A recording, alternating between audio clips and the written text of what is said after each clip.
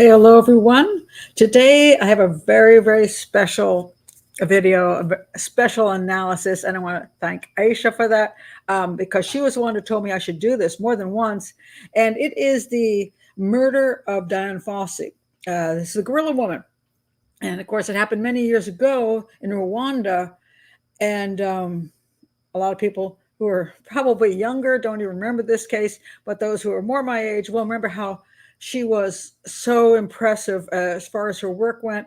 And of course, then the movie came out, Gorillas in the Mist, with Sigourney Weaver, and it was a huge hit. And a lot of us who were young at the time, when she was over there in Africa, had those kind of desires to be able to go to some unusual place and, my gosh, hang out with gorillas. So um, I never thought of doing this, a murder of Dian Fossey, because from what I heard back in the day, well, she pissed off a bunch of poachers who were killing her gorillas, and they killed her. That's all I thought about it. And so I never thought of doing this because I don't tell stories. So I'm not just going to tell the story of Dian Fossey and how sad it was poachers killed her. I analyze crime scenes. And the question is there anything worth analyzing in this case outside than what was already said for many years?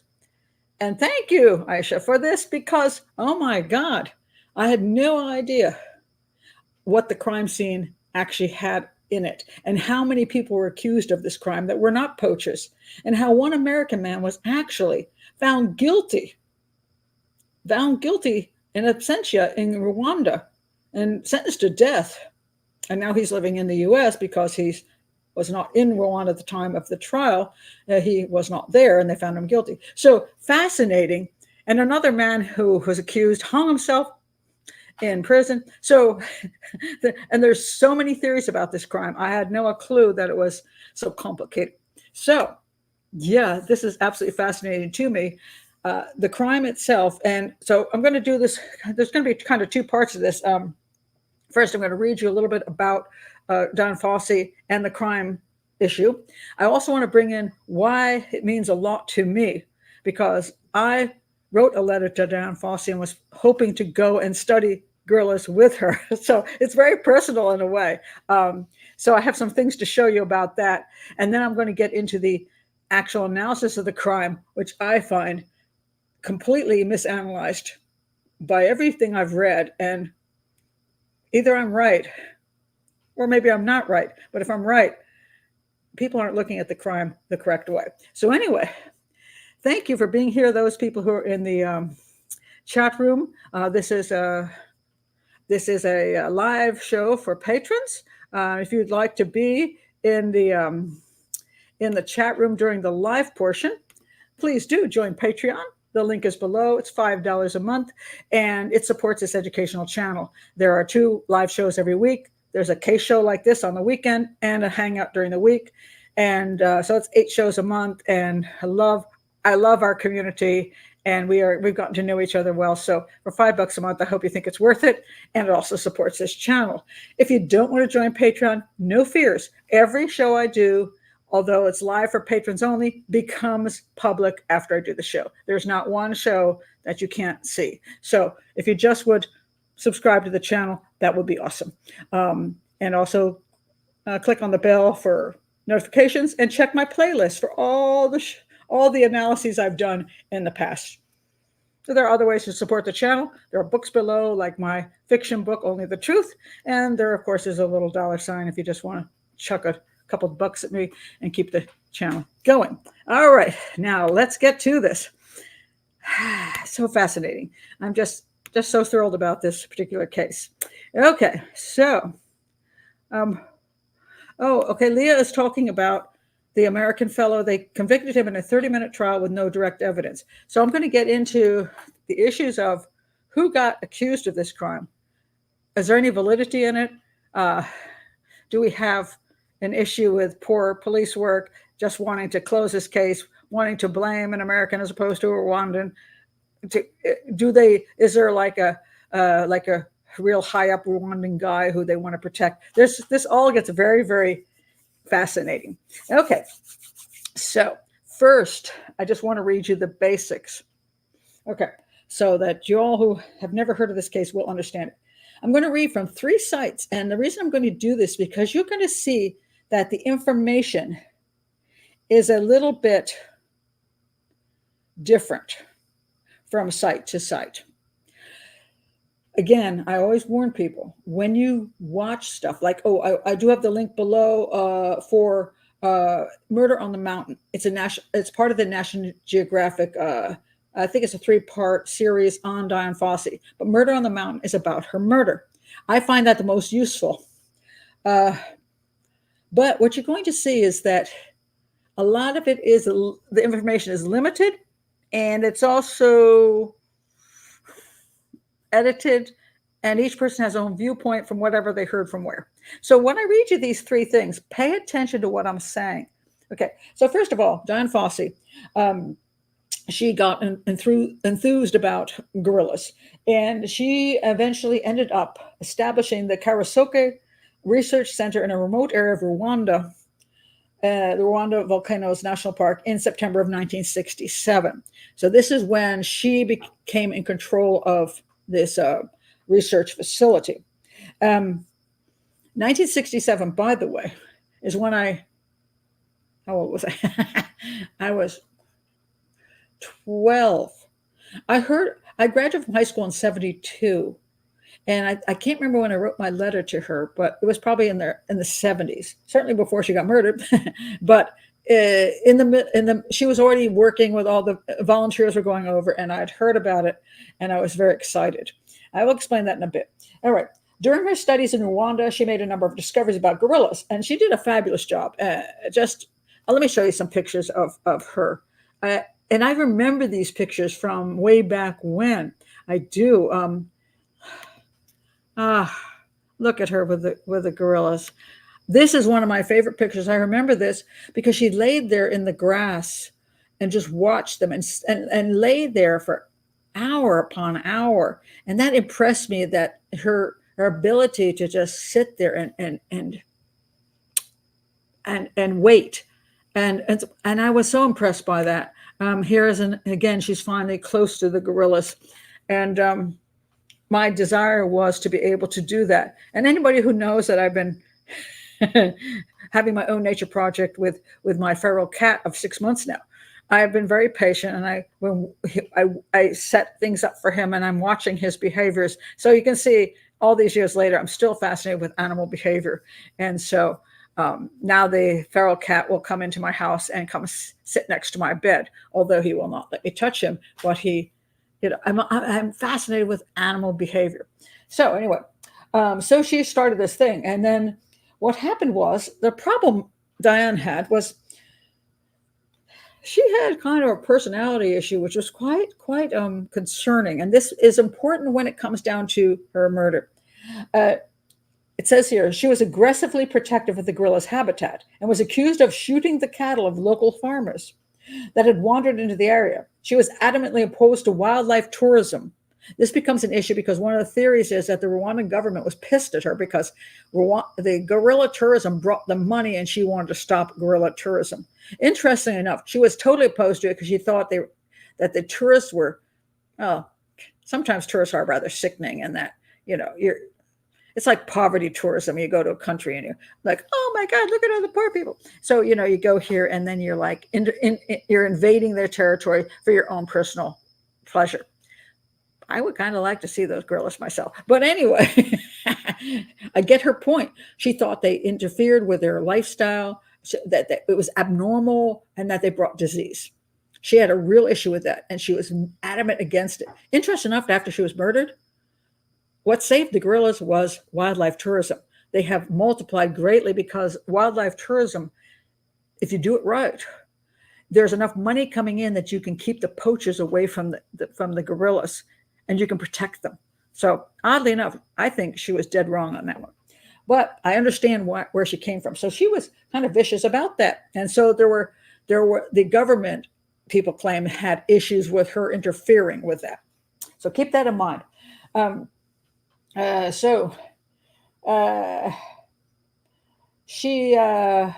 While many research students traveled to work with her, I was going to be one of them. Many left shortly after due to the grueling conditions, often requiring pathways to be cut with a machete. she did not baby her volunteers. It was a rough life, and I would have probably had to be there cutting down. I've been in a jungle. I was in a jungle in Guatemala. Luckily, the other guy had the machete. He was chopping his way through the jungle all day long, and I just followed him. But it's a rough kind of thing to have to be hacking away at the jungle, and so you're trying to make these small paths in. And she was not the kindest human being. So I don't know whether I would have liked having been there. I don't know that I would have had the fortitude to persist. And I'm going to guess with my own personality, I'm probably going, I've been here a week, I'm out of here. I think I wouldn't have lasted. That's just, I know me. And at that age, I was pretty crappy as far as following through on anything. So I'm going to say I would have failed. So on 3 occasions, Fossey witnessed the aftermath of poachers capturing young gorillas. Gorillas are highly protective animals, and the adults of the group would all be killed to allow the infants to be taken away for sale. They would sell them to zoos. So the adult gorillas would try to protect the youngsters, and they would just kill the adults. It's a horrific trade. And one of the things that there are 2 kinds of things. One was that they killed them to take to zoos. The other one was that they killed them and cut their hands and feet and head off, and they would sell the head to put on a wall and the hands to make ashtrays, and absolutely repulsive. But I will blame more the freaking zoo people and the collectors of these ashtrays, far more than the poachers, because they were rich people willing to pay for the murder of these innocent animals, or to steal these animals to put in their zoo and kill a whole bunch of others just to get what they wanted. Those people are despicable. They're kind of like people, in my opinion. You can blame drug dealers, but if you're going to buy drugs from people, you're the one who's giving them money for it. You're the one who is buying the product. The product wouldn't sell except for your sick mentality. And the people who are selling the gorillas, they're trying to eat. They don't have much money, and the money that comes in gives them a chance to feed their family. Not saying it's right, not saying it's good, but for them, it's a lifeline to survival. For the people on the other end, you're just a bunch of creeps. That's all there is to it. So anyway, what happened was during this whole thing, and I remember this so hot. This is the one that really got me. On New Year's Eve in 1977, so now at that point it might have been about the time that I was trying to go stay there.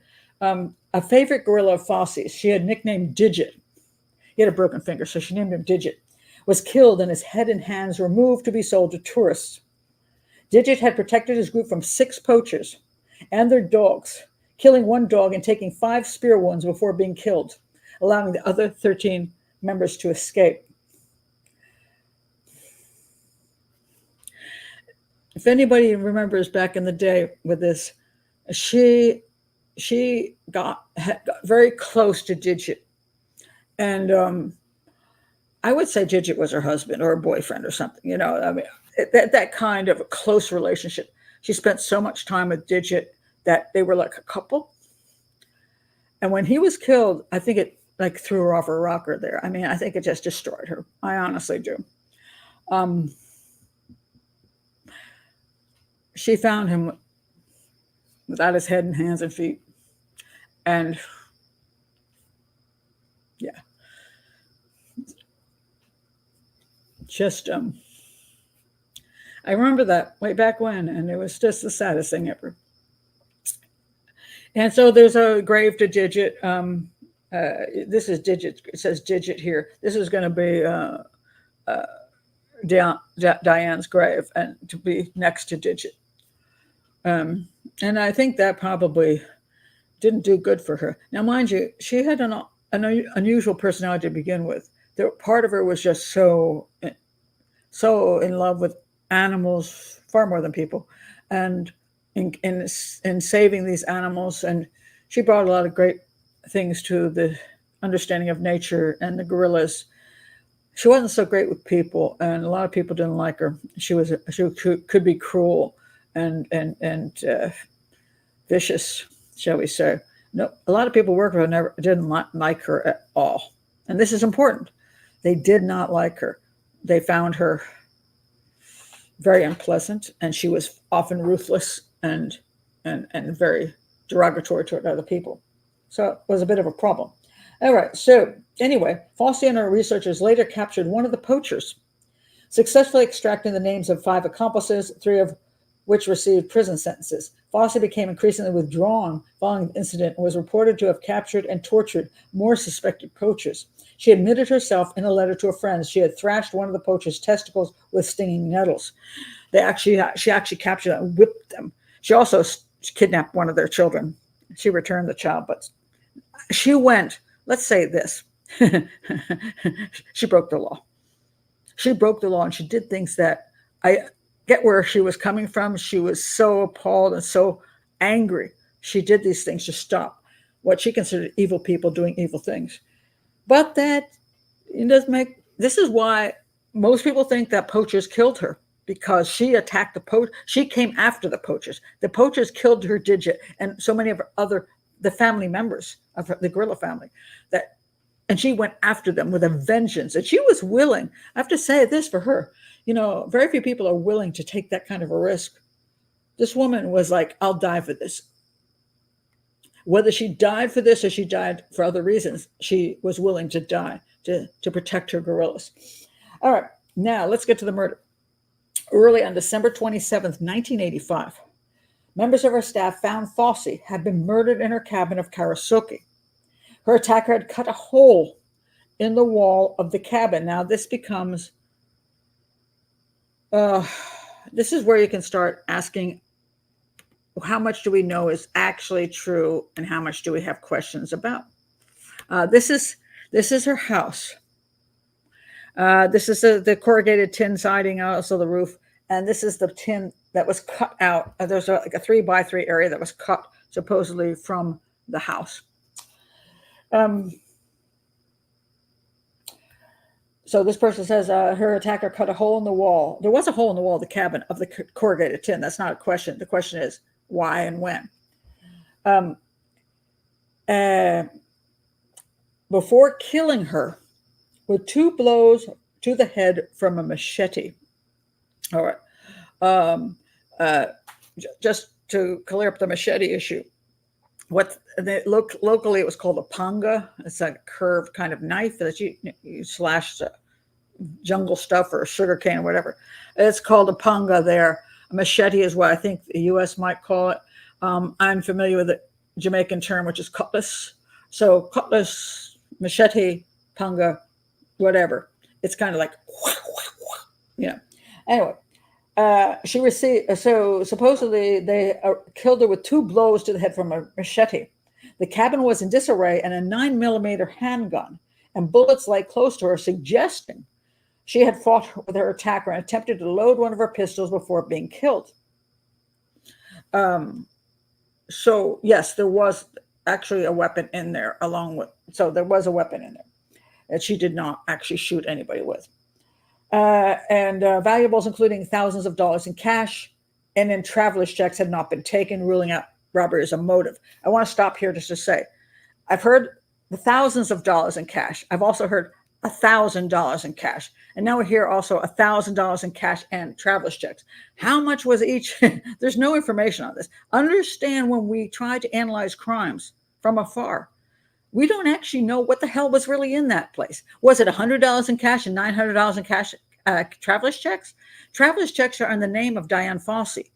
I don't know how easy it would have been at the time to cash out a check for Dian Fossey if you were a dude or if you were a woman whose name was, I can't make up a name. I'm trying to think of an African name here, but a seriously African name. And it's like they look down, oh, you're Dian Fossey, and they look up and they see a Rwandan woman. They're not going to buy it. So I don't know how easy it would have been to cash those traveler's checks. So maybe those were never stolen because somebody didn't think I could do anything with them. Was it $1,000 in cash, or was it $1,000 in cash and traveler's checks? And how much cash and how much traveler's checks? I don't know. Where was it? Was it hidden well? Was it in sight? None of this information is available. Now, National Geographic's show, Murder on the Mountain, which I link below, doesn't explain it either. And this bothers me, again, about documentaries. National Geographic is supposed to be one of the classier documentary channels. For God's sakes, if you have this information, explain it, or explain why you can't tell us the exact information. Simply say, we were never able to get the proper details from the Rwandan police or from anybody else who was in the cabin afterwards. We don't know what this means. Let us know the truth. But we hear this vague crap. So anyway, we hear vague crap. So that said, ruling out robbery as a motive. Well, I agree with that. Robbery was not a motive in this crime. Following the murder, the entirety of Fossey's staff was arrested. The prime suspect became a tracker named Emmanuel. I'm going to try to pronounce his name. It's Rwelekana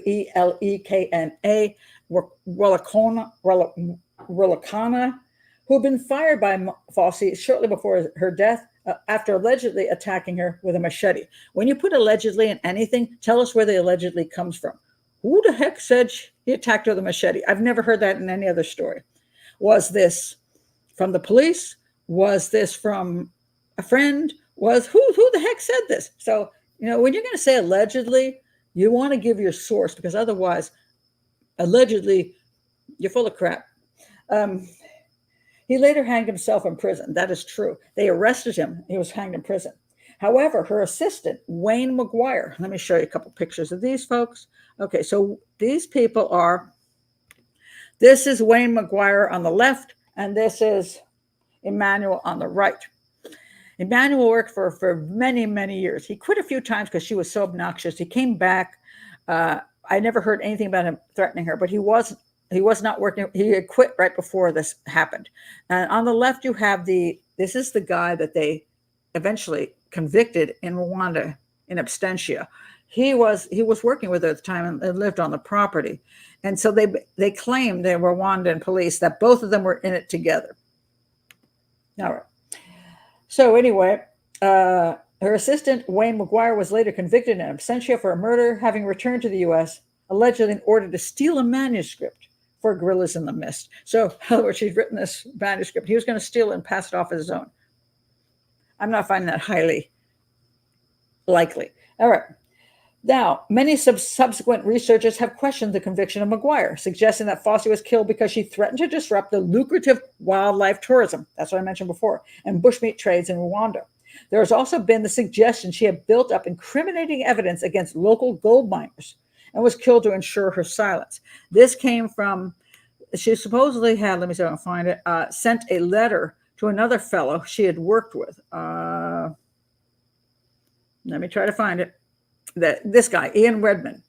He worked there too, and she had sent him a letter. Or no, wait a minute. She was supposed to have sent him a letter. He never got it, but supposedly there was a carbon copy found. I guess there were carbon copies in those days. Letter written 1 month before Dian's murder. This is a letter between him and his dealer, a gold smuggler between Zaire and Rwanda. They had an appointment for gold deliveries. And this became one of the theories, that she was going to rat out gold guys, the gold miners. So there was issues with that. That's one of the theories. I'll get into that in a bit. Many subsequent researchers have questioned the conviction of McGuire, suggesting that Fossey was killed. Oh, yeah. Okay. Fossey she was buried, blah, blah, blah. Okay, now that's just one of the theories about this. And so this is sort of the basics, but I do want to read to you this as well. Let's see, maybe I want to read this to you first. Okay. There was also a theory that this guy who ended up being a very high person in the Rwandan government, eventually the whole genocide thing, he was part of that. He supposedly wanted to shut her down because she had a big mouth and would rat out people that were interfering with whatever he thought she was interfering with, which would be I don't know. the It makes no sense to me. Okay, let me see if I can find this because I've always this has always annoyed the hell out of me because I thought it was the stupidest concept, and yet it's been a big one. Um, oh yes, his name was Mr. Z. Sounds like a James Bond film. Mr. Z. Zigirani Raso had been a prefect of the Ruhengeri province of northwestern Rwanda from 1974 to 1989. Both the Parc des Volcans, that's a volcano park, and Fossey's Karasoke Research Center were located in his territory. Like many Rwandan officials, Mr. Z was involved in a series of businesses on the side that had made him very wealthy in a nation of abject poverty. In the early 1990s, international authorities had concluded that Mr. Z's financial interest in the guerrilla tourism had provoked him to hire assassins to kill Fossey. So let's look at it. Poachers, they got pissed off at her because she was fighting back, and they went and killed her. Two, gold traders found out that she knew about them. Somebody in the government decided they had to kill her to stop her from talking about the gold stuff. Three, Mr. Z wanted to shut her down because she was getting involved in the stopping guerrilla tourism he was making money off of. And four, the last one would be the American dude that wanted to steal her crap and killed her along with her best tracker. And the tracker killed himself in prison, and he snuck away to the U.S. and was found guilty in absentia. That's the basics. All right. Let me check some of your comments. All right. Yes. Oh, yes, that's true. Because the tourism increased, and then therefore they protected the guerrillas. That is correct. Let's see. I think the government is in cahoots with other factions. Just my opinion. That is an opinion of a great many people.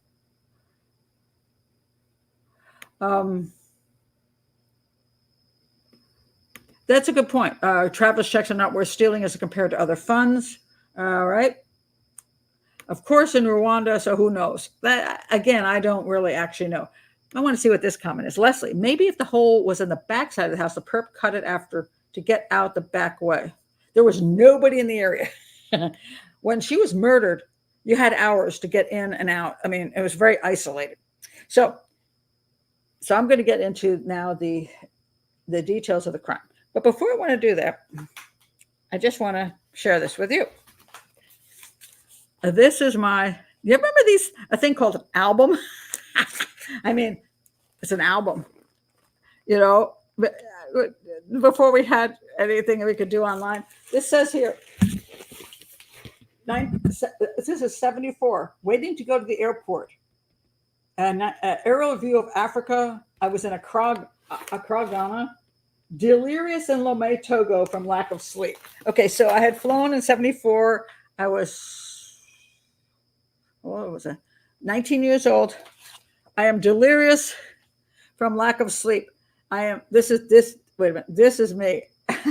That is me. Yeah, that's me. And when you used to take photos, as much as it looks like the guy on the left has genitals hanging out, and it looks like we're all having some kind of, we're having a little orgy there. No, we actually hadn't even been drinking. We were just so exhausted. This was a goofy photo we took, and when we hit Africa. So that was that. And then I went to a place called Chitchow. This is in Togo, West Africa. This is the village I stayed in. Some pictures from the village. It's very, very isolated. That we stayed in basically huts. And this is me. Yeah. And look is out my window of the hut I was staying in. And what else do I have here? I have one more picture of me. Oh yeah. I think I'm holding a goat. Anyway, I stayed in this place. It's called the Cabret people of Chitchow, which was north of Lomé, which is the capital, far, far north. and had an interesting anthropological experience there. And so this is after that time of my life. I decided I wanted to go study those gorillas with Jane Goodall. I'm sorry, sorry. Those are the chimps. I also thought about the chimps with Jane Goodall, but Dian Fossey with the gorillas was more interesting to me. Um, and so I was studying cultural anthropology, but I switched to physical anthropology in order to sort of pursue that. And I sent the letter, and actually never arrived in Rwanda. I have no idea. I can't remember. I'm looking back. I'm thinking probably because I just was a screw up and I just never followed through on plans. But I really wanted to do that, but I never got there. So, but that's why I have this weird connection to Africa and Dian Fossey and these gorillas and things. So anyway, let me get to the crime now. Let's get to the crime. And check some of your comments before I do that. I think the pygmies did it. Well, there were some. The poachers were. I think it was the pygmy tribe or some other very also kind of short people who were involved in the poaching stuff. I still have a problem with starting a scanning project. It's the best thing ever. You know how you scan? I bought a scanning machine and I realized that was stupid as crap. You hold up the picture, you take a damn picture of the picture, and that's it. You're done. And it's so much easier. And then you just send that picture to, I just took this picture. See? Looks pretty damn good. Skip the scanning machine. Just click the pictures, send them, make an album, send them out. An album, I love it. Yeah, imagine that stuff. You know, you remember the sound when you put the photos in. Kind of remember. Just amazing. Oh yeah, I did tell you. No, not two locals. I got in a taxi, and three guys from a bar got in. I thought it was dead, and they were turned out to be nice guys. Yes, that's another story. Well, thank you, Kim. Yeah, you know, time goes on. Just have to live with yourself and not look in the mirror. Okay, so I want to get to this. All right, now the fascinating thing about this crime.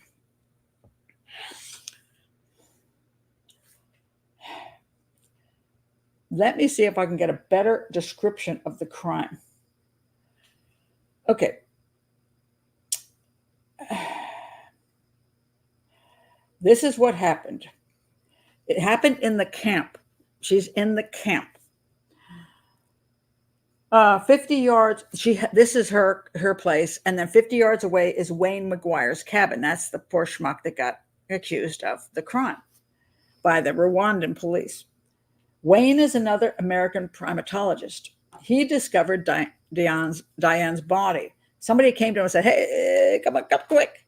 And he went and he found her body. And so he was 34 years old, bearded at that time. He grew up in a middle-class home in Hoboken. He had no money for college. He put himself through the University of Oklahoma, and he got into this whole thing about wanting to do the gorilla thing. So he went there, found her body.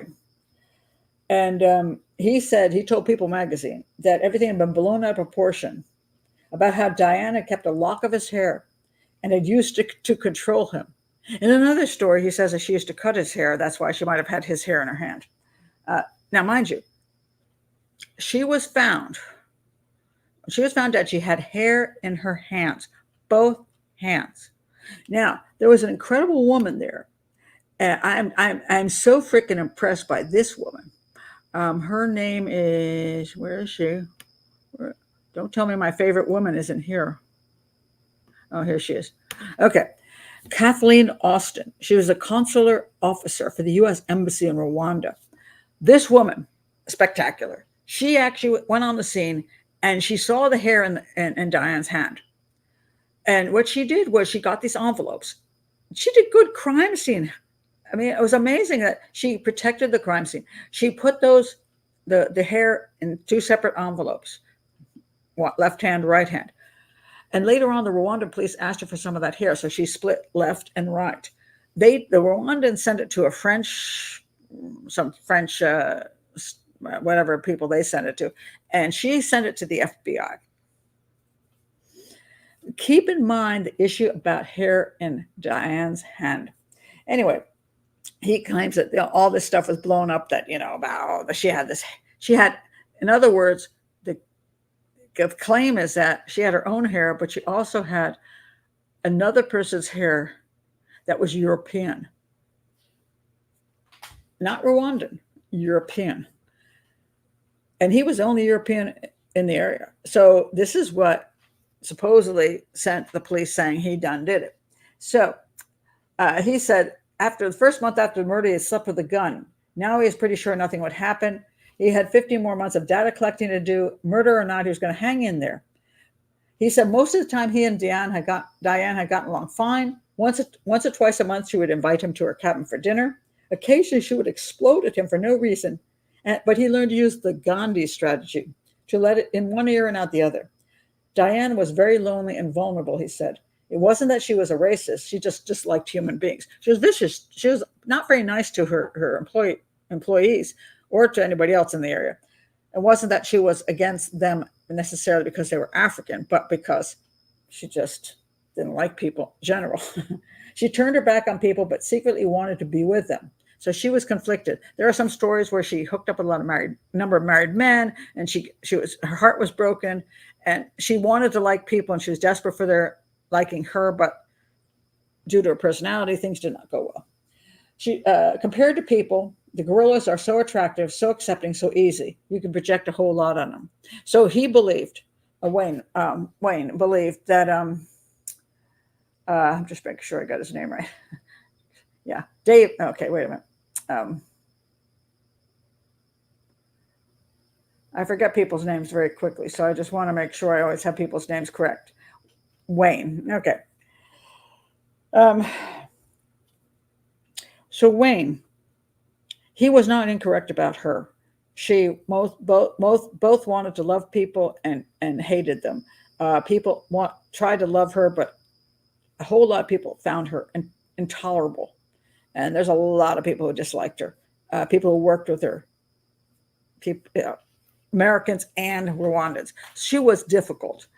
And so this is important because we're talking about who did she piss off? I mean, did she piss off the government? Did she piss off the poachers? Did she piss off somebody she worked with, like the guy who hung himself in the jail? Did she piss off somebody like Wayne, who was supposed to be, her protege? What the heck happened? So anyway, so this is what is said that he found when he went in there. The tin sheet under her bedroom window had been snipped out.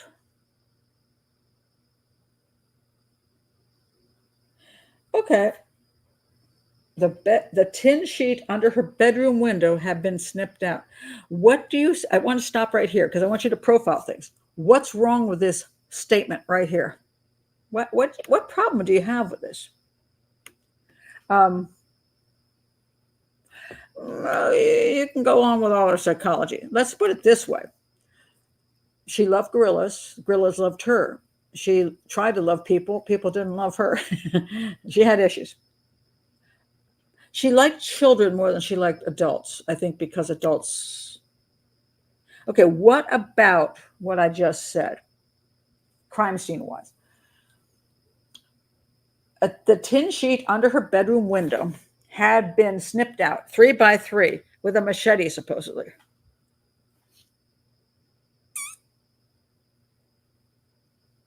This is one issue people have questioned. Why wouldn't she have heard this tin being cut? Supposedly this is in the middle of the night. She's asleep, theoretically. Maybe drunk too much. Maybe she had a bottle of liquor there. Maybe she just trashed herself into a coma there. But cutting tin is very, very loud. You take a machete and you start hacking away at the tin. It's like horrendously loud. You'd think she would have woken up. Now, some think she didn't wake up. Some think she did. Some think she tried to get a gun and then came in. Some think there's a big fight that went on in there because everything was trashed. But that's not the problem I have with this. Thank you, Carol. Why didn't they go in the window? Check it out. There's windows all over her dang little cabin. Windows are a lot easier to break in than kind of cut through and You slither in. What the heck would you do all that work for when you could just break in a window, kick in a door? These, mind you, this is not a highly well-built building. We're not talking about an Egyptian temple that has the stones are like hermetically sealed against each other and they're massively hard. You can't, if you want to break into an Egyptian temple, and believe me, this was in my book for Cleopatra, which is one of my reasons I knew some of the stuff they said was rot. Once they closed the door or sealed the door to an Egyptian temple, you aren't coming in and you're not going out. And neither is a snake going in there to kill Cleopatra because it can't get through anything. This is not an Egyptian temple. This is a crappily made house with corrugated tin. It's easy as crap to break into this house. You don't need to cut through. Okay, could it have been cut through before the murder? Maybe. Also could have been cut through after the murder. But I just don't see the point of somebody using that as an access to crawl into her house to kill her. I have issues over that. All right. Now he says this. The living room has been torn apart. The place has been ransacked. He goes into the bedroom, moving away boxes and overturned furniture that block the entrance. Now, in other words, the place is like everything is thrown about. Diane is lying on the floor with her head and shoulders slumped on the bed. I've heard different stories about this, whether she was face down, face up. I never heard that her head and shoulder were on the bed. But all right. At first, Wayne thinks she had a heart attack. Why would he think that? This is my next most interesting point. I'm just fascinated over it. Okay. Why would he think she had a heart attack? Somebody tell me.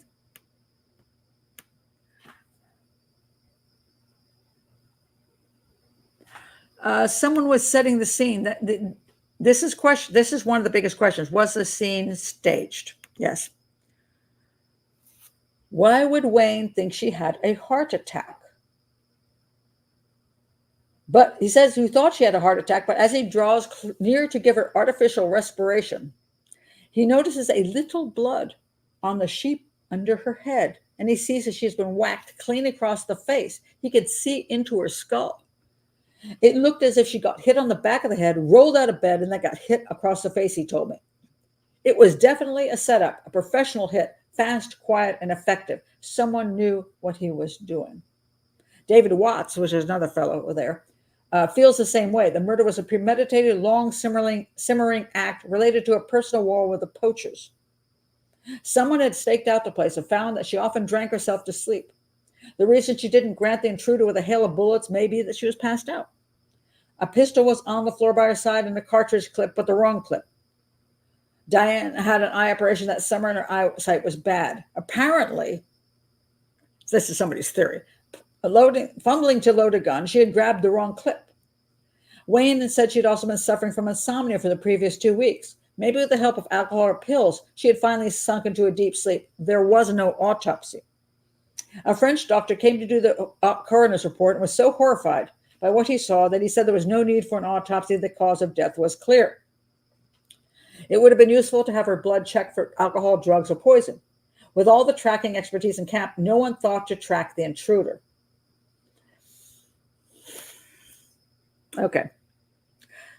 Ooh, Stephanie, head wounds usually bleed a lot. You think? Okay. If she was alive when her face was slashed, wouldn't there be blood spatter on the walls? Yeah, wasn't a bloody crime scene. That is the thing that to me is the big, massive clue. Hardly any blood. You're all figuring this out. There had to be visible blood. Well, there was a little. There's a little. There was a little blood. Okay. So we are to believe.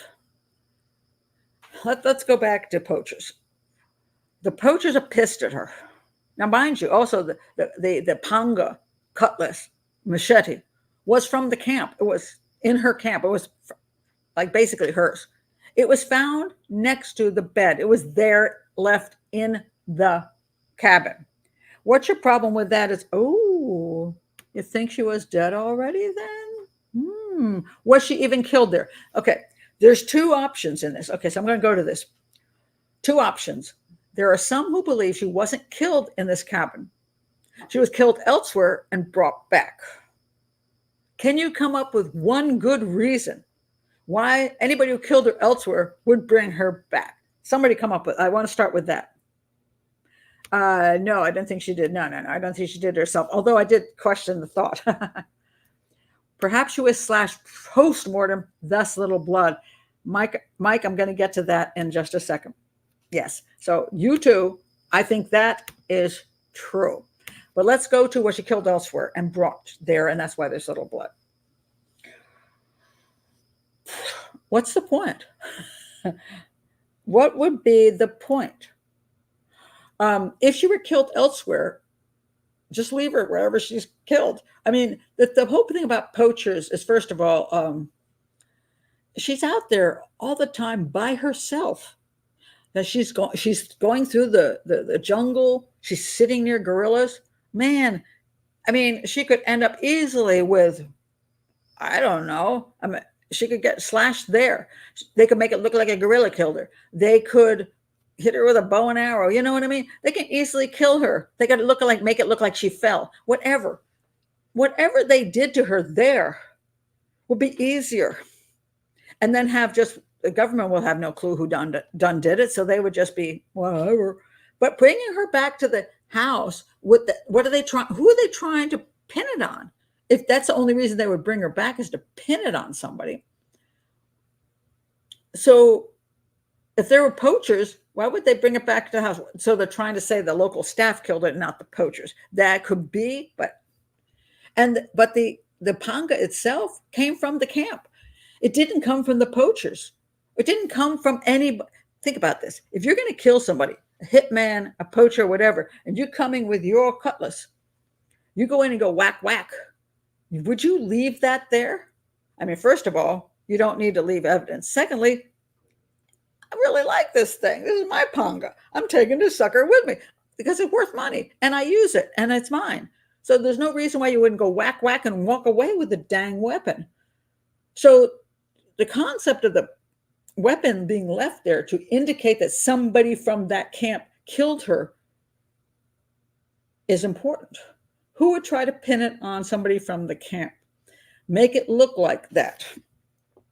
Staff trying to blame the poachers. Okay, now that's possible. And that's one reason maybe the guy who just quit and wasn't there could say, hey, he could have snuck in and got the thing and whacked her and said, okay, it'll look like poachers and not me who killed her. Possible. But then again, he worked for the camp. So why would he frame himself? Or frame the guy who was fact convicted. So the government wants to do a hit on her. Do they need to frame anybody? If the Rwandan government had that much power, first of all, they could kick her out of the country. That's easier. She's a guest. They can just say, go away, you're a pain in the ass. They can just throw her out of the country. Or they can kill her in just so many easy ways. They don't need to pin it on anybody. So I don't believe this whole government after her just makes no sense whatsoever. They can just kick her out. She'd been there for years. And the gold thing. Let's look at the gold thing. This letter how would they even know that she had the letter? If she hadn't sent the letter, nobody would have known anything about it. So why would these gold people suddenly think she knew something? And even if she supposedly knew something, she was considered quite the crazy lady. So with that, anybody was going to listen, or that if the gold people were in collusion with the government, she was going to tell the government about the gold people. They're like, gee, thanks for the info. We know because we're involved. None of this is one of these conspiracy things that makes no sense because that's not the way things work. It isn't the way things work. So I think we can get rid of the conspiracy theories. The government wasn't involved. Gold people weren't involved. It comes down to the poachers don't make any sense either. So now we come down to a personal issue. Either the guy they convicted that hung him, well, they didn't convict him. They arrested him and he hung himself. Or the American dude. So who would it be? Oh, sexual assault gone wrong and then staged. That's a reasonable thought, but I don't think that's what it was. But I think it was something did go wrong, and then I think it was staged. Uh,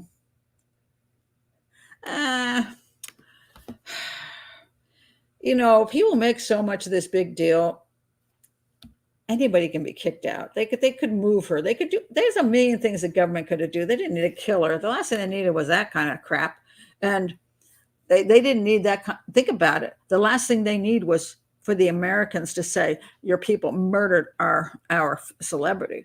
That is not exactly. The more impressive a person is, the less that you want that kind of investigation. The interesting thing is, it seemed to be more the Americans were involved in interfering with the investigation and the prosecution by spiriting out Wayne, and we always talk about somebody who commits a crime in a certain country, shouldn't they be tried by that country? Well, apparently they wanted to try Wayne, and they slipped him out of the country. Now you could say it's because they didn't trust the Rwandans, but there you go. Is it okay if American government thinks that somebody from another country did something? Let's say a German citizen is accused of murdering a woman. Is it okay if the German people, their people spirit that person out so there's no justice for the woman who got killed? We're okay.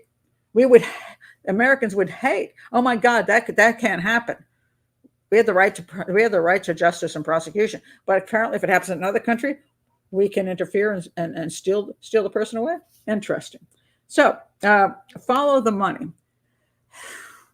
Again, there's other ways to get rid of her. So I don't think that the evidence in this case does not fit well.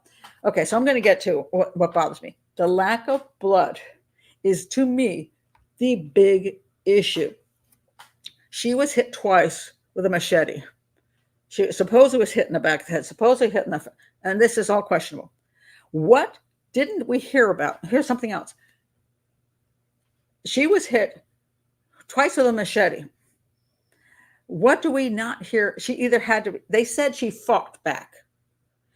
People are claiming that she fought back. Either she had to be dead asleep when this happened, or she fought back. Which one was it? What's the reason that we know she didn't fight back against a machete? Somebody do tell me.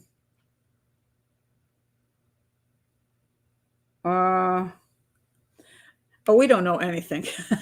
I'm telling you, the whole thing was the crime scene is not handled well. So we can't do anything with that. So nothing to do with gorillas. Oh, wait a minute.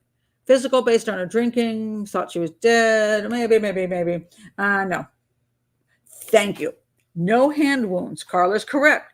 We do not hear one thing about defense wounds. If she was at all awake and fighting back, when somebody takes a machete and goes for you at your head, this is what you do. You should have gashes all over your arms, which would be bleeding everywhere. And because you're protecting your head, you would have, first of all, not just you'd have cuts here and then cuts to your head, but you'd have blood all over the walls from the machete flinging blood as they're coming after you like this. There's no blood all over the walls. There's no blood spatter pattern. There's no cuts. I've heard nothing about any kind of defense wounds. The only thing we hear about is hair in her hands. Now, if anybody's been following me here long enough, tell me what you learned about hair and hands. No defense wounds, but hair and hands. What does that tell you?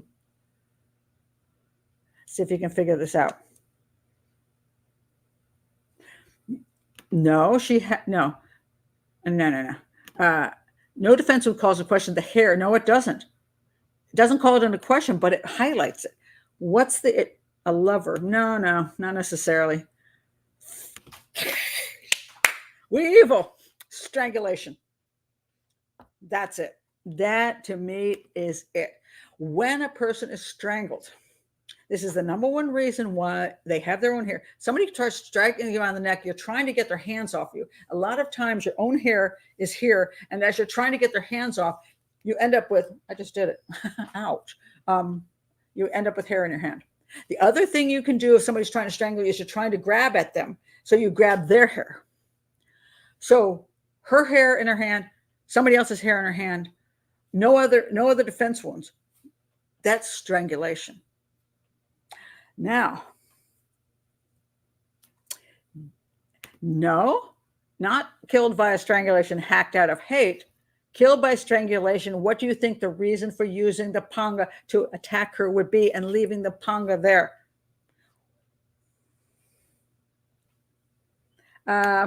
Yes, strangulation could implicate a personal killing. Very much so. Do you think the poachers are going to come in and strangle her and then hit her with a panga? No. So no, I don't believe that's true. Yes, thank you again. We muddy the waters. Yeah. Staging. Yes, we evil is correct about that, Leah, to frame. Now, when mind you, there's no autopsy. Somebody whacks her in the face, and her face has got to understand when they come in and look at this, they're looking at a split face. Now, there's some blood because if you split her face open sometime after she was strangled, you're still going to have some blood, just not a lot of blood. You're just going to have some gravity thing going on. So there will be some. And that's what he said. There was some. But if you come in and you're a police detective and you're not big on autopsies, you're not the greatest police department ever, right? You come in and you see a woman's face that's completely open. Probably you're not spending a lot of time looking at her neck. I don't even know how much of her neck was involved. I don't know. We don't have any information on it. But I'm pretty sure they went, oh my God, somebody attacked her with a machete. End of discussion. And because of that, they never did an autopsy and looked to see whether she was actually strangled prior to being hit with a machete. But there was not enough blood in that room. Even Wayne says there was hardly any blood. So unless she was killed elsewhere and carried in, which makes zero sense, she was killed in that room and there wasn't enough blood. So that's not a machete attack. That's a strangulation where she grabbed the hair and then it was staged with a machete, a couple hits, and then leave the machete there. It looked like one of the people who worked in the camp came in and killed her.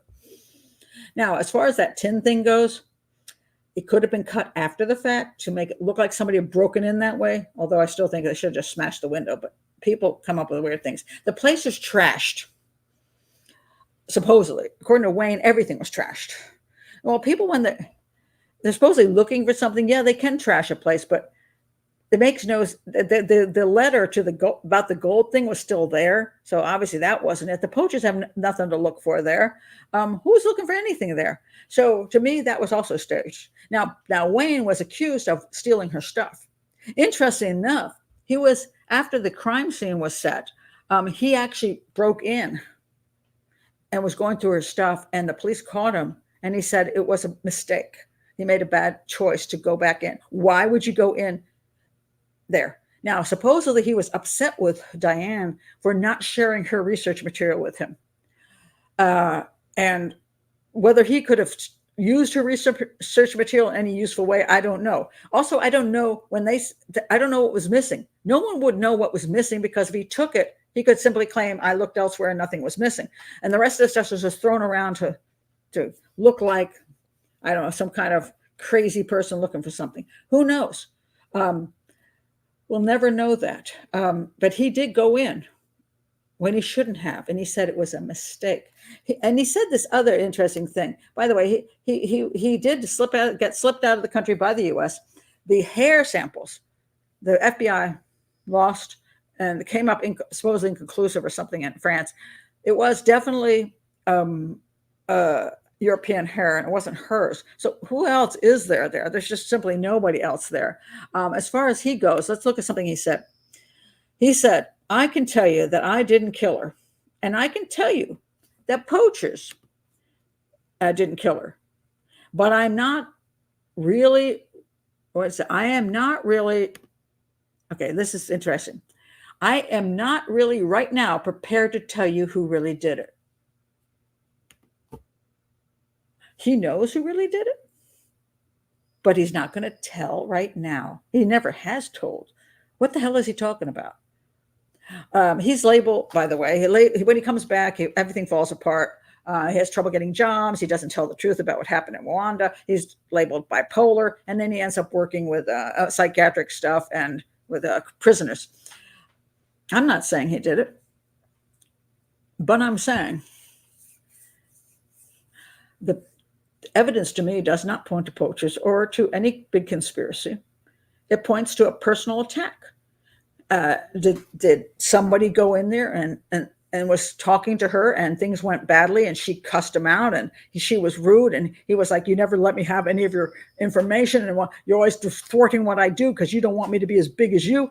And did it end up being a strangulation? And then after the fact, after it happened, it's like, oh my God, what am I going to do? Let me grab a cutlass, cut a little bit open here and make it look like somebody broke in. Whack, whack, whack. It'll look like one of those poacher dudes. That's what I think happened. So Wayne, yeah. Sorry, Wayne, I have a problem. I'm not saying you did it. I'm just saying, if you didn't do it, why the hell aren't you ever prepared to tell who really did it? So to me, it was fascinating because I always thought it was poachers and never even questioned it years back. But now that I look at the scene, that lack of main things, lack of blood tells me that she wasn't killed with the panga. The hair in the hands is meaningful.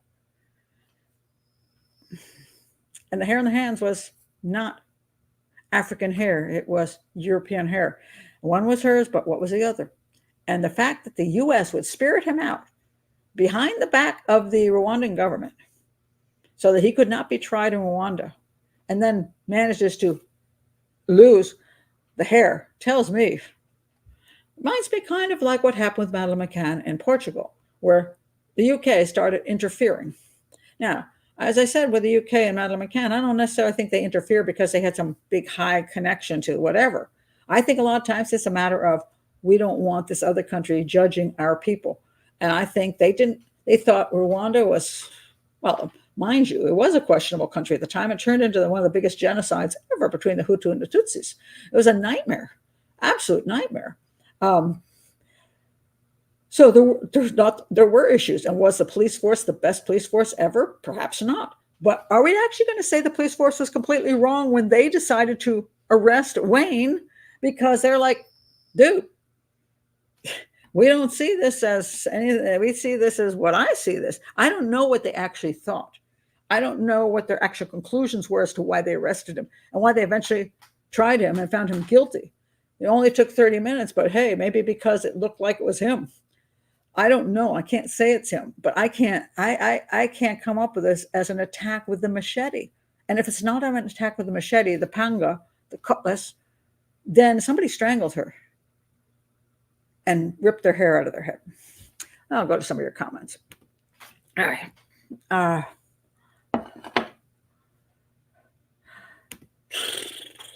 Well, see, this is always an issue about why government protects somebody. A lot of times it becomes a diplomatic issue. I don't know, she was famous. Maybe they just didn't want to have it come down that some American guy offed another American. Maybe it was just easier to say some poachers did it. Maybe they thought that's where it would go. Sadly, the African guy did end up hanging himself in jail before he even got. He was supposedly a great guy. Everybody said he was fantastic. He worked for her for years. She treated him half the time like dirt, but he usually came back. A lovely family man. Did he have anything to do with it? I don't know. Or did he know something and just shut up? Is it possible that some money was taken from that location? Just because it said she had $1,000 still there doesn't mean somebody didn't take another $1,000. You know what I mean? We don't know how much money originally was there. Was somebody paid off to shut up because they knew something? I don't know. So I feel sorry for the African dude because I have no idea. I absolutely do not think he had anything to do with the murder. So I think that really sucked for him. But I can't get good old Wayne out of it.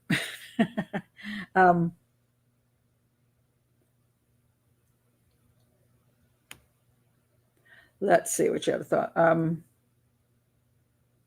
The two footprints. Okay. The two footprints all around her cabin. In the National Geographic documentary, they made an issue of the 2 footprints. Do I have a picture of that? May even have that. Wait a minute. The footprints. This is a claim. Oh, here it is. This guy in the documentary says, oh, we saw these footprints. And I don't know if this is another fake stuff because I just got screwed by Discovery with their fake pictures. But apparently they found, said a couple footprints and they outlined them for the police. They said they were bare footprints. In other words, no shoes. And they said that only Rwandans would walk around with bare feet, not Americans. Guess they don't know me. I have walked in bare feet so many dang places in my lifetime. I don't necessarily have shoes. I like walking in bare feet. So first of all, that isn't true. Secondly, what did if they were Rwandans, what did that mean? By the time her body was found, people had gone to Wayne's cabin to knock on it and say, hey, come here. They were already wandering around with their footprints. So with their feet all over the place. I don't understand that this has any great meaning. So I think that's one of those just, red herring type things. I don't see the validity in it because other people were walking around. And by the time he discovered them, God knows how many people had walked around and from what direction. Wayne's house was on the way to her house. So Wayne, somebody could have walked, I don't know. Just don't see any validity. I go back to the crime scene. How did she end up with no defense wounds, hair in her hands, and so little blood? Those 3 things tell me she was strangled. So, I can't go elsewhere in that. And it fascinated me. That's why I did this show. Here we have some guys. There we have Wayne. And let's add some more information on him. Hold on a second. Where was it? Conviction in a Rwanda court. Is this it? Okay, so his name is Wayne Richard McGuire. He's 34 years old. At the time, they gave him a sentence of death, and he returned to the United States. But there's no extradition treaty. This is the poor guy who supposedly hung himself. But this is Wayne. Now, he says he's done with talking about any of this shit. He's like, that's the past, and I don't want to go there.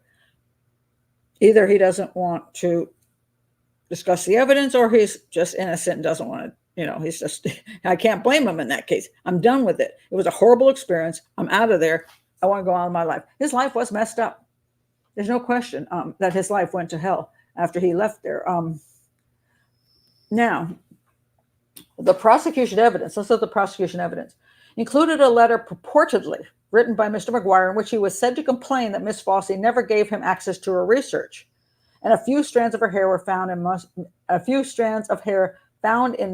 Fossey's clenched right hands. Tests in France found that the hair came from a white person. Okay, with that we do know. Which white person is another question. As if the white person the hair came from wasn't Dian Fossey, then he was the only white guy around at the time. So they convicted him. But he's he lives free in the United States, and it's I really feel sorry for this guy, which I haven't seen him ever say anything about this poor guy. This guy had a family and children, and I've never seen him say anything like this poor guy got screwed.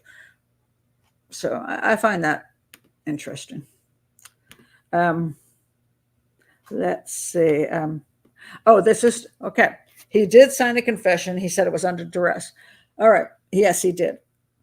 And the story of that, do I believe he could have signed it under duress? Absolutely. Doesn't mean he wasn't guilty. No. Just because you sign a confession under duress doesn't tell you whether you're innocent or guilty. It just means that you were pushed into actually signing it. And he signed it, but they didn't arrest him at that time. By the time they came around to arrest him, he had been helped to leave the country by the United States. Nah, get out of here. No, it's not true. It's just, generally, more likely, people who live in the location who are used to may be more comfortable with bare feet. It does not mean no white person ever ran around with no shoes on. And that would be me. I wear flip flops, or in Hawaii as they call them, slippers. I will wear them till it gets so cold I can't wear them, and never wear shoes in the house. I'm always barefoot in the house. Um, and I've many times when I've lived in certain places, I will walk outside in bare feet. So it's one of these things. You have to be careful with cultural stuff. Something can be more true, but not absolutely so. So yes, maybe it's more true that the locals in Rwanda were more comfortable without shoes on than the Americans. But then again, how much do we know about that? Here's something I want to know about. As you are approaching I don't know if I'd have to look back and really read all of Dian Fossey's stories on this. As you're hacking away through the jungle and walking through, I know that I made my kids do this, and they have never forgiven me, by the way. When I was homeschooling them, I read about how Native Americans like to walk with the bare feet. And the idea of that was so that you wouldn't make much noise as you proceeded through the woods. So I had this time when I had all my kids, my 3 kids and myself, we took a hike without shoes. Yes, they have never forgiven me. But it was very interesting. Actually, it was very quiet. It was amazingly more quiet than if you wore shoes and crunching on the leaves, especially if it was autumn, so you crunch on leaves. So my question would be, was it when she taught people to sneak up on get close to the gorillas, was it preferable not to wear shoes? I just don't know. But I just want to point out that just because somebody's footprints were there doesn't necessarily mean they were Rwandan or they were American or whatever other country they might come from. But it's interesting to note. And if it generally speaking, I would, as an investigator, look to see who ever walked without shoes. Did any of the people who were the people connected with that camp walked without shoes? Was it only Rwandans, or did we have some other people who did so too? I just don't know. Could be to frame natives. This is a good point too. If you want to make somebody look like, oh, you just take your shoes off and walk, right? You could do that. But I don't think I personally think those footprints are meaningless. There were too many people walking back and forth. I just don't think and 2 people didn't go in and hack her to death. I mean, again, she wasn't hacked to death. In my opinion, she was strangled. I will stand by that because it makes 0 sense. Motive. Motives are difficult when we don't know the people and exactly what happened. She was not always nice to him. He was pissed off she wouldn't share research with him. There was possibly a very volatile relationship. Maybe she just pissed him off finally, and he just lost it. I don't know. I can't prove a motive exactly. He says, "Well, I wouldn't have killed her. She was like the person who was giving me all the chances in life." But that isn't necessarily true. How do we know that's true? Maybe she was about to tell him to shove off. She couldn't stand him anymore. Go away. And he was pissed. He was like, "I'm here to do all this stuff. I came all the way here, and now you're just dumping me." We don't know what happened behind closed doors. She had a very difficult personality. He later claims he's bipolar. He has issues. So you put 2 people with issues together, things go wrong. My thing isn't to prove necessarily motive, but what happened at the crime scene. It will say what happened at the crime scene. Where's the blood if she was hacked to death with a panga? Why does she have hair in her hands if she was being hacked? I can't get away from she was strangled, and the panga couple cuts were the staging of somebody else did this horrible thing to her, because it's hard to believe that anybody had come in. The poachers came in and strangled her. And again, she had that's just really unlikely. I mean, that's not their method of killing. I mean, they kill animals all the time. They're not going to kill her by strangling. So that my belief is she was strangled, and that the slashes to her face and head were staging, and the weapon was left there staging. Everything to me is staged after, because she has hair in her hands.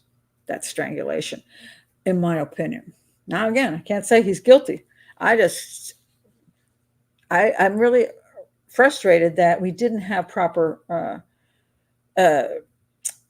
the hair that was given, especially to the FBI. Why the heck wasn't it? Why was there a determination? Now, mind you, this is a while back, and depends how much of the hair that Diane had.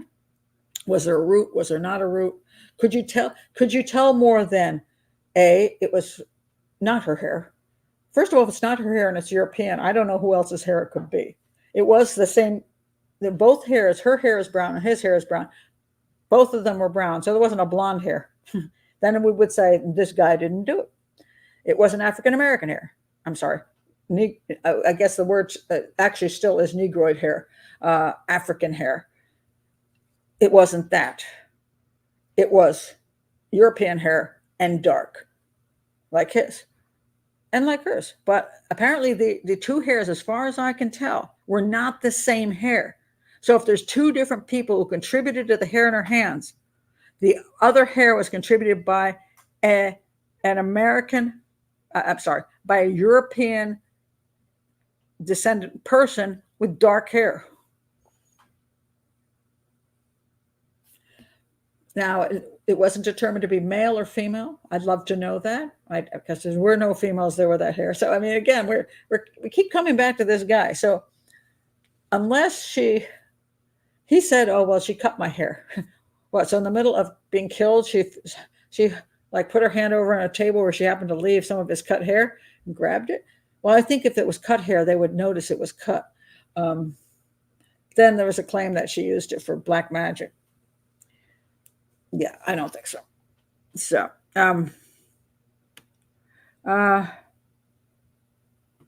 yes, Leah says the weapon being left could be to implicate a Rwandan. Very much so, because the panga was the weapon of the area. I mean, it was used to just chop through the jungle, but it's also used for other reasons.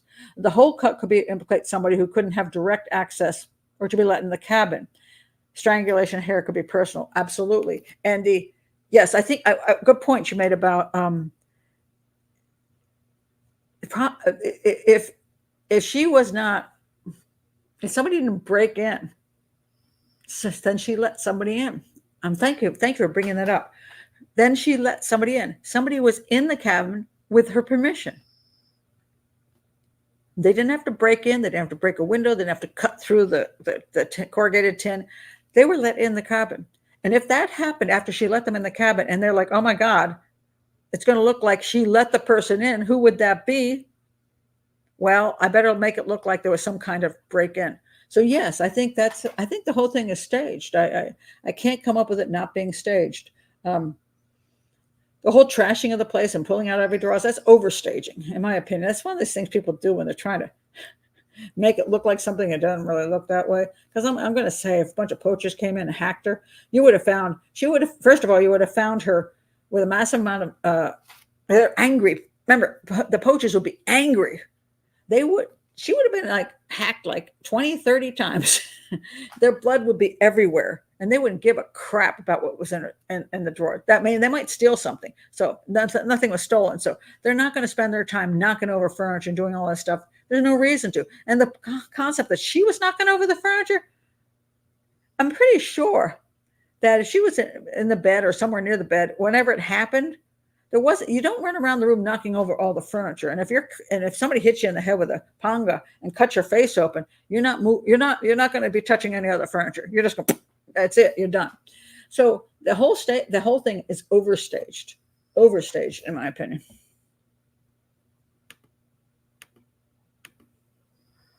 How would she grab it? Haven't you ever seen anybody strangle somebody? They just have to go in.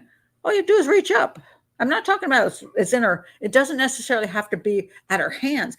The reason you get your own hair is because as they're strangling you, what happens is you have the person's, you try to reach up to get their hands off, and you do this and you pull out your own hair. But if you're trying to push back at them, you might reach up and simply grab their hair. Now, mind you, this is what his hair actually looked like at the time. He had a beard. And he's got hair. I don't know which one she pulled out, but she might be just grabbing in the air, trying to stop him. She can reach his head. That's not an issue.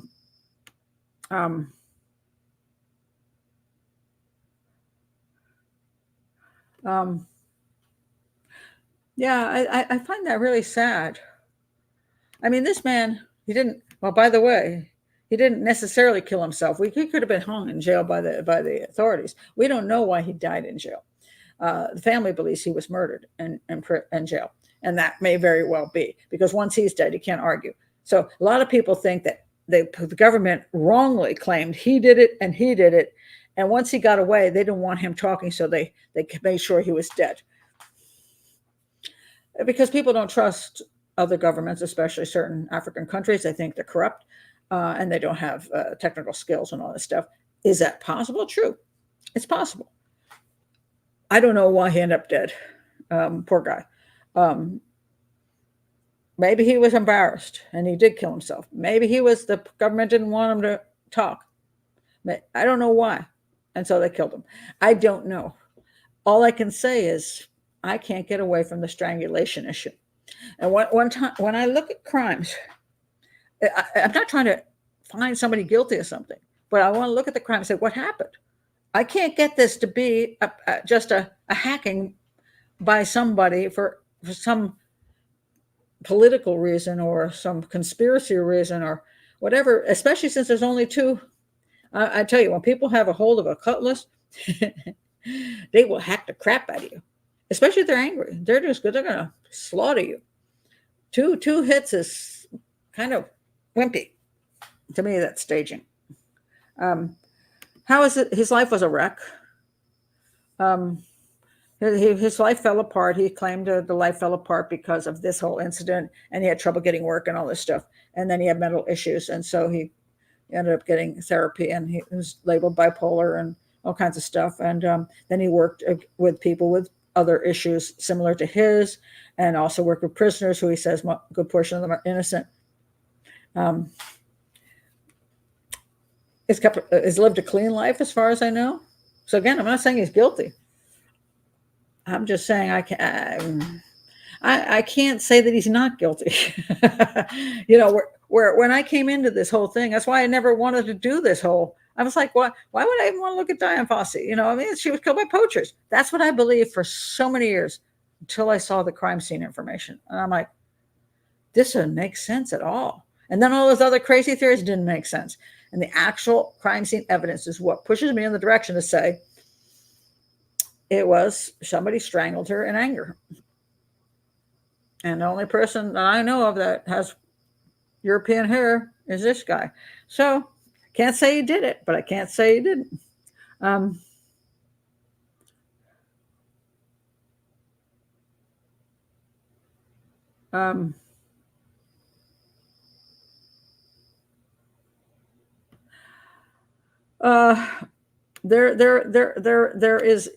are people had issues with him about certain things, but again, this is somebody's personal opinion, so who knows? And that's also, this is very possible, Carla. The thing is, we never know what goes on behind the scenes. Could it be a complicated motive? Professional jealousy, perhaps. Anger at her attitude, very much possible. And a sexual angle. Diane had a lover and maybe turned Wayne down. Everybody knows the issue of men working with women. As you guys said, we're not going to be friends. Yeah, I mean, she was older than him, but she was fairly attractive and also, and good. And she was a very fit woman as far as she was, mobile and did all, whatever. And he's lonely out there in the old jungle. Who knows?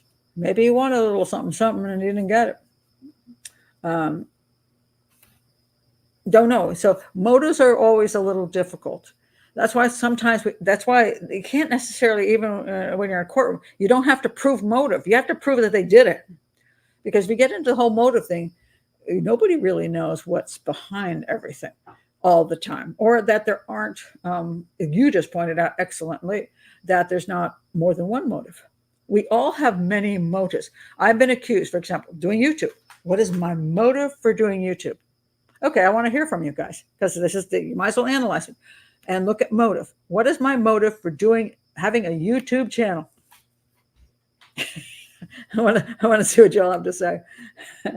What is your motive? What do you think my motive is for having a YouTube channel? So it was very interesting because to teach, okay, that is one of my motives, in my opinion. Mind you, I'm going to say what this in my opinion. I love teaching and I like people learning. To teach. Educate, okay. Educate, okay, here's one.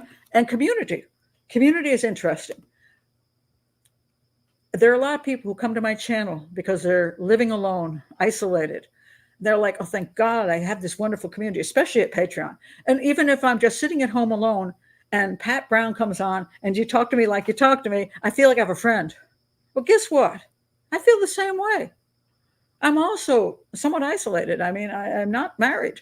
I'm single and I live by myself. And I have a feral cat that only shows up for 30 minutes to an hour a day.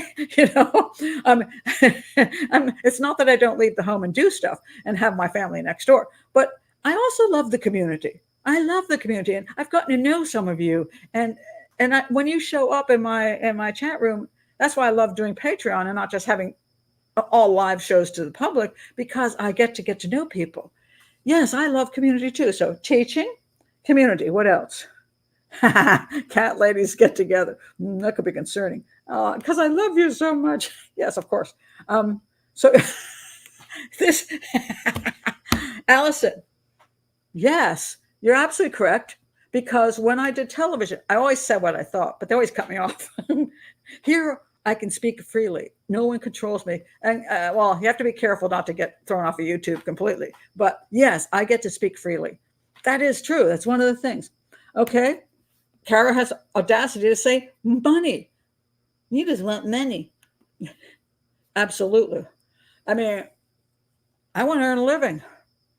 I want to earn a living. And for all of you who don't understand it, profilers never earn a living really profiling. They earn a living only if they work for the FBI do they get money. Otherwise, profilers are teachers, professors, book writers, that television people, because you can't make money just profiling. And I'm 69. I can't even get work out in a society anymore. They won't even hire me. So yes, I would like, I'd like to earn a living. And so, yes, I want to earn enough money to put food on my own table. So absolutely. Money, not much of it. True. I'm not greedy, so it's not like I want to earn $1 million. I do want to earn a living. Also for an alibi. Did you hear about the murder next door? No. So you can say psychopath, squirrely, and bust up. Absolutely. Oh my God. Let's see. Keep my mind sharp. That's an interesting point. Yeah, I want to keep. I love to do things that are challenging because I if I don't, I feel if I'm not challenged, I'm just going to wither away. So yes, that's another thing. Helps pay for trips.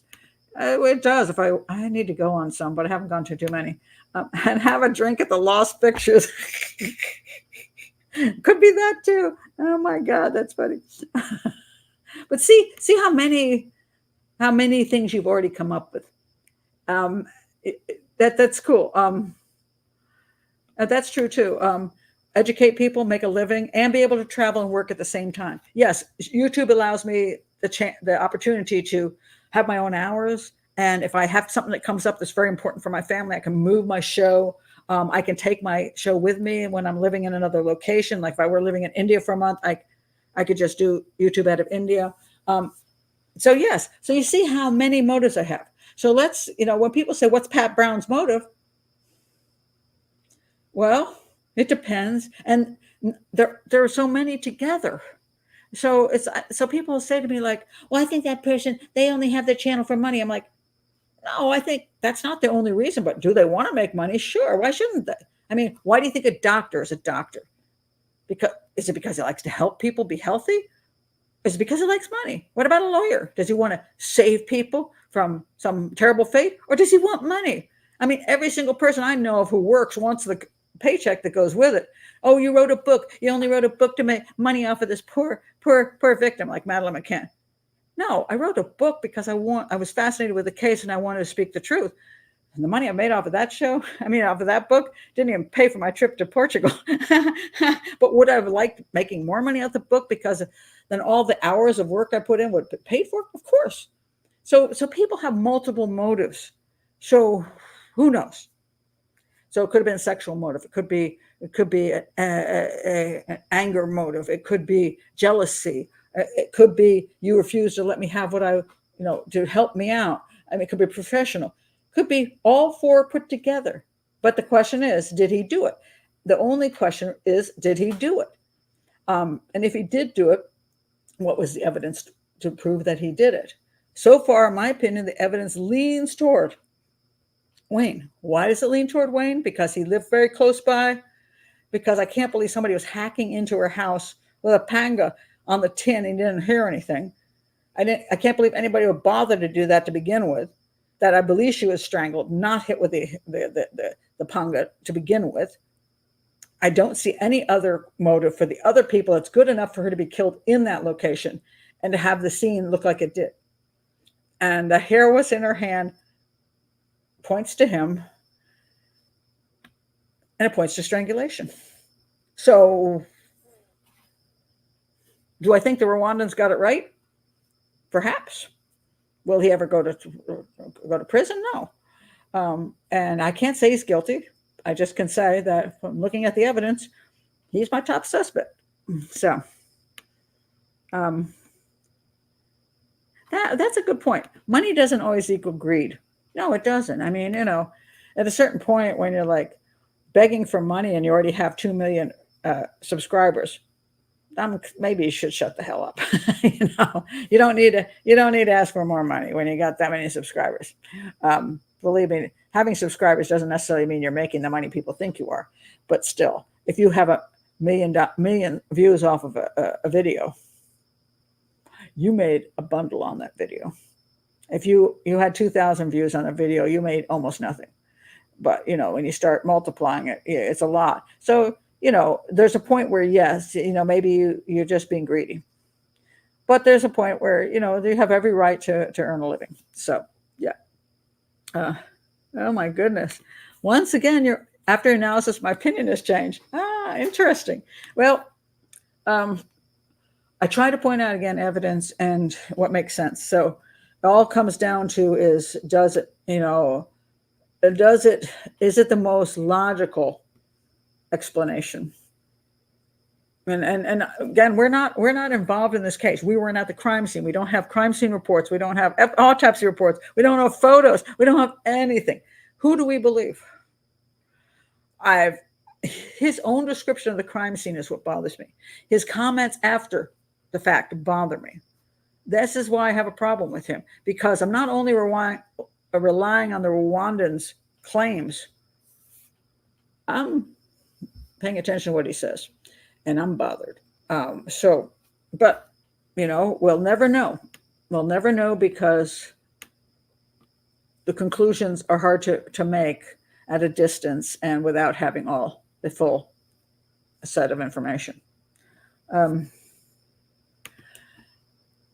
Oh God, I don't want to do it. Yeah, Carla, I've reached this point in life. There's a lot of things I just don't want to do because it just makes my life unhappy and miserable. So no, I've done the Madeleine McCann one. I did my book, The Profiler, on cases most people don't know anything about, to explain how profiling works. I could do a whole book on Jack the Ripper. I've done the television show, Mystery Files, on Jack the Ripper, and I've done my video here on Jack the Ripper, and just about as much energy as I have for that, because doing a whole full book on Jack the Ripper means I have to take 2 years off of my life, and I don't have time for that. I've done a book on Cleopatra, so that's out there, and I also have my whole series on Cleopatra here. So no, I don't really want to go through and do a whole book on a whole bunch of things anymore. Almost nothing works with the publishers anymore, so everything is self-pub these days because publishers suck. And so I have gotten to the point where I'm like, I have to choose what makes me happy, and that, but it doesn't necessarily make me happy.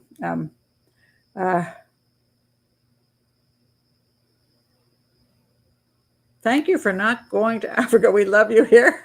I wasn't going to get killed in Africa. I've already been to Africa. I've been to Africa 5 times. I went to West Africa when I was 19. I spent there a month or two. I can't remember now. I've been to Morocco twice. I've been to Egypt twice because I went with the Discovery Channel to Egypt and did the show, Mysterious Death of Cleopatra. Then I went back for a month, a number of years later, to write my book, do my research for my book, spend a month there. And I would go back to Africa in a heartbeat. I would. I like Africa, but I prefer India. So if I were going to go live someplace, I'd probably go to India. So you may see me from India at one point. Weevil says, just to top it off, his saying he initially thought it was a heart attack coming into a messed up place doesn't make sense. Very good. Would you have a heart attack and stagger around slapping things? Yeah, he went through a destroyed living area to her bedroom when he found her on the floor. So why would you think that? And where the hell was the blood?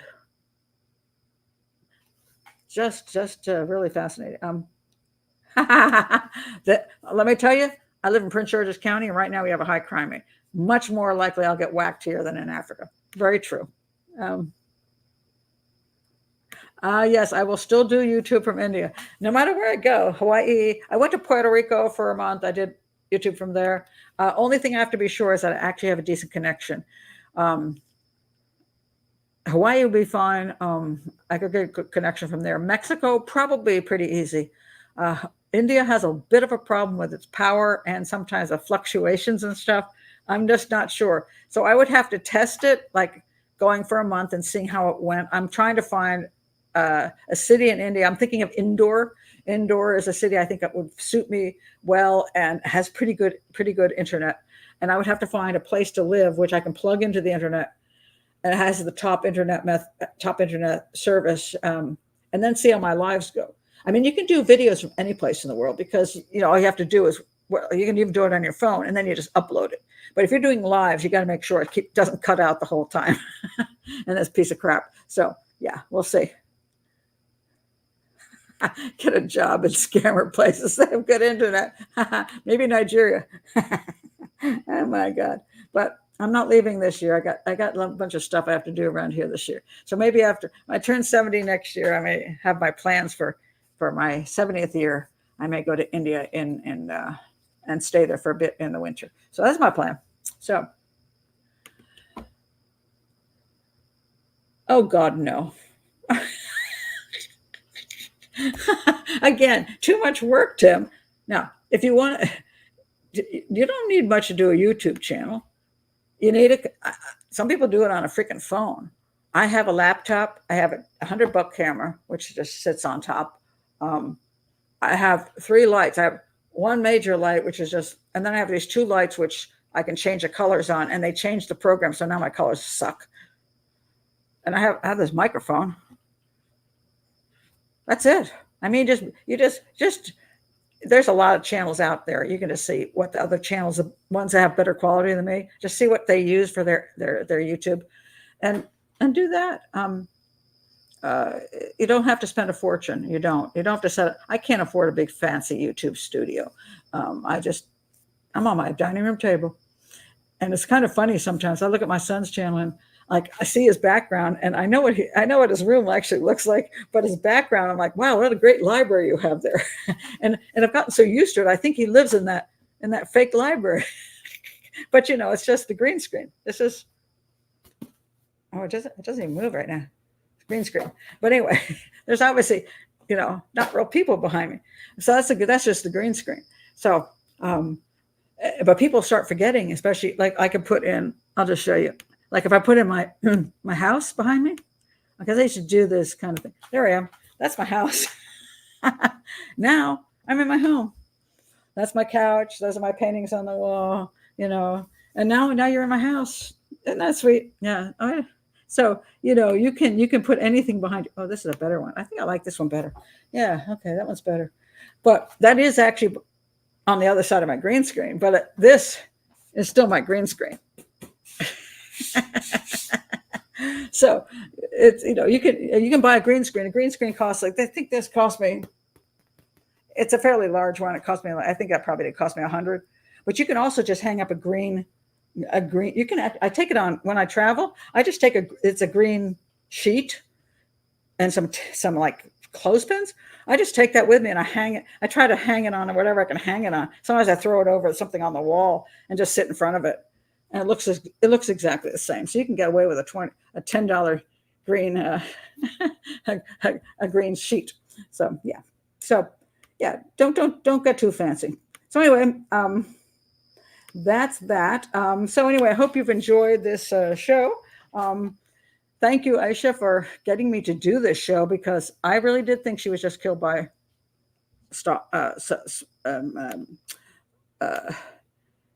they were out the I forgot their names. Poachers. I was going to say stalkers. I thought she was killed by poachers. I really did. I never crossed my mind for all these years, and I'm fascinated that that wasn't, necessarily what happened. And I said, who knew? I mean, I didn't. I mean, it's unbelievable.